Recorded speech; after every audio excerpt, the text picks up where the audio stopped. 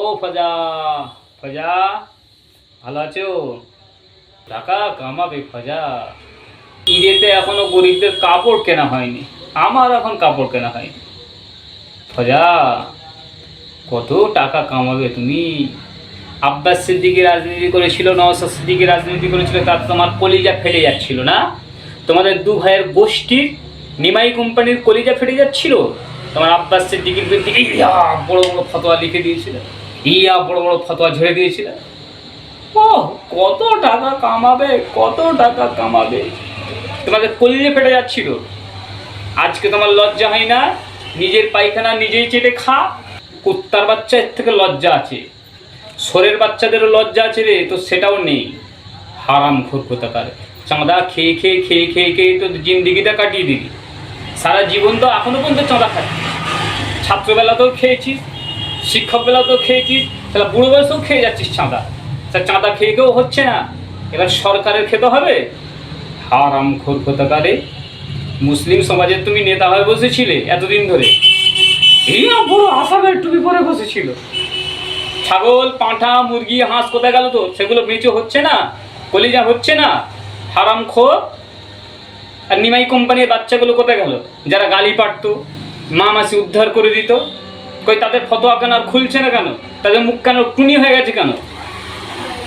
হারামখোর কোথাকার, তুমি সমাজের নেতা হতে এসেছো, আল্লাহ তোকে সিদ্দিকুল্লাহ থেকে বেশি অপমানিত করবে, এটা লিখে রাখ। তুই মুজাদ্দেদের জামানের আওলাদের বিরুদ্ধে কথা বলেছিস, আজ তোকে লজ্জা লাগলো না একটুকু? আজ তোদের ফতোয়া কোথায় গেল? লে আব্বাস সিদ্দিকী যাকে সাপোর্ট করছিস সেটার বিরুদ্ধে বাহাস ডেকেছিস, তুই আয় তোর ফতোয়ার হাঁড়ি দিকে নিয়ে আয়। না, রাজনীতি করা যাবে না, রাজনীতি করা যাবে না। রাজনীতি হলো ব্যবসা, রাজনীতি হলো ব্যবসা, বিনা পুঁজির ব্যবসা। তুই কোন লজ্জা এসেছিস? শয়তান হারামখোর, হারাম খেয়ে খেয়ে সারা মরণ পর্যন্ত হারাম খাবি। পশ্চিমবাংলার মানুষের বদ্ধ তোর মধ্যে আছে। ফতোয়ার ঝুড়ি থাকে, এলিমের ভাঁড় যদি থাকে, তাহলে আব্বাস সিদ্দিকীর সঙ্গে বস, আব্বাস সিদ্দিকীর সঙ্গে বস তুই। হারাম। আর নিমাই কোম্পানির বাচ্চাগুলো কোথায় গেল? তাদের আজ থেকে সকাল থেকে কোনো খবর নেই কেন? কত গালি, কত কি, কত উল্টো পাল্টা, মা মাসি উদ্ধার করে দিয়েছিল। যারা প্রতিবাদ করছিল তাদের, আমাদের, তার সাথে সাথে আওলাদের মুজাদ্দেদের জামানদের। তুই সত্যি সত্যি উম্মত হয়ে গেলি তাদের? তোর দাদা তো বলেছিল, কি বলেছিল শুনে নিবি, ভিডিও শোন, ভিডিওটা। আর তুই কি বলেছিলিস, ভিডিওটা শোন। দেখেননি একটা ফজা ময়দানে লেগেছে, সে এখন মুখ্যমন্ত্রী হবে, ইন্ডিয়ান ফজা। একবার মেরে কেটে হাতে পায়ে ধরে চুরি চামারি করে ছাপ্পা টাপ্পা মেরে একবার হতে পারলি 7 পুরুষ বসে খাবে। হারাম খোরের বাচ্চা, তারা নিজের পায়খানা নিজেই চেটে চেটে খা, নিজেই খা।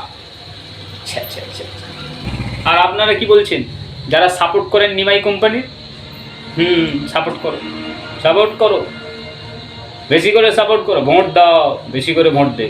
নিমাই কোম্পানিকে না ভোট দিলে তোমাদের হয়? তোমাদের ছাগল বেচেও হচ্ছে না, তোমাদের মুরগি বেচেও হচ্ছে না, হাঁস বেচেও হচ্ছে না, বই বেচেও হচ্ছে না, চাঁদা তুলেও হচ্ছে না, ঘুমটা দিয়েও হচ্ছে না। দাদা পীরের আওলাদের লুঙ্গি, পাগড়ি, টুপি, দাড়ি এসব দেখিয়েও মানুষকে আর হচ্ছে না। না, এবার কোটি কোটি টাকা চাই, তোমাদের কোল যে ভরে দেবে এখন একেবারে। আজ বাংলার মানুষকে দেখবো ন্যায়ের পথটা বেছে নেয় না, অন্যায়ের পথটা বেছে নেয়।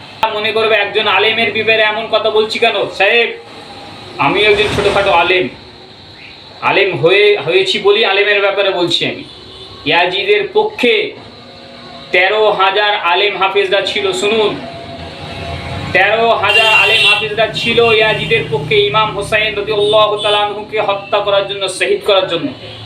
আজকে মসজিদ, মাদ্রাসা, ঈদগাহ, ওয়াকফ সম্পত্তিকে দখল করার জন্য এই ইয়াজিদ মার্কা মানুষদের সঙ্গে এই আলেমরা থাকবে না, এটা কোনো সন্দেহ? ওরা তো সেই ইয়াজিদের আলেম। আর যারা সাপোর্ট করবি ওদেরকে তোরা শুনে রাখ, সময় আছে এখনো সময় দিলাম, শুধরে যা, পরিবর্তন হ, তাহলে মতিউরের মুখকে আর বন্ধ করতে পারবি না। আসসালামু আলাইকুম, খোদা হাফেজ।